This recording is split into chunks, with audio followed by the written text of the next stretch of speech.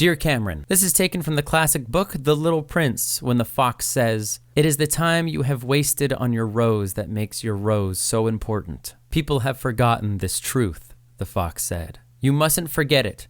You become responsible forever for what you've tamed. You're responsible for your rose."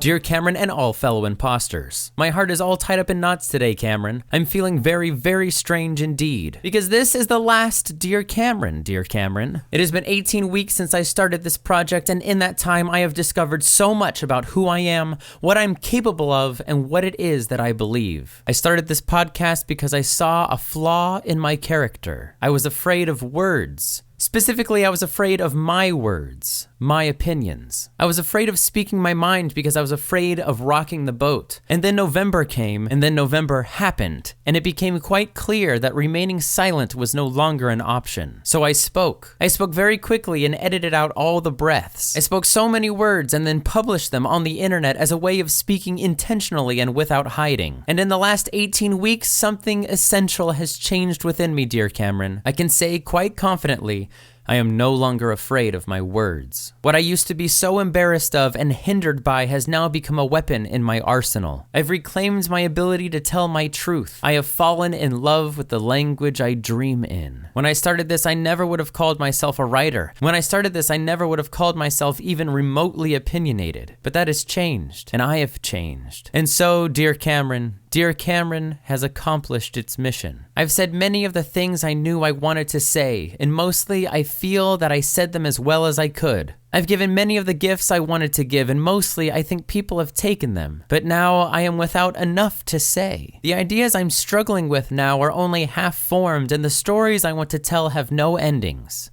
Yet. So maybe after some time and some more discoveries and many more cups of coffee, I will start another season of Dear Cameron. But just for now, I have nothing left to say. However, I do have one more gift to give. One last homework assignment. One last challenge. Dear Cameron and all fellow imposters, my last gift to you is this. Steal this idea. I'm giving to you this podcast, this format, this medium, whatever you want to call it. I'm giving you, yes, you, dear listeners, Dear Cameron. In the description of this track is a free download link to the cover art, intro, outro, and reverse symbol sound effects that I use for these podcasts. If you have an idea, an interview, a rebuttal, or a story that fits within the Dear Cameron attitude, make it, post it, wherever you want. And if you send it to me and I like it, I'll upload it on the official SoundCloud where everyone can hear it. Just make sure you start with Dear Cameron. You don't need a fancy setup. The ideas and content are so much more important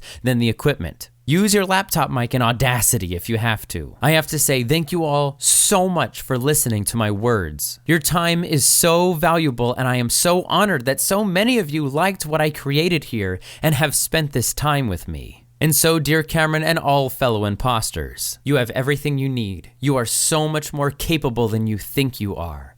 Get out of your own way and be brave enough to tell your truth. I look forward to your response. And as always, Dear Cameron and all fellow imposters, I wish only the best to you and yours. Sincerely, in the cause of furtherment, Cullen.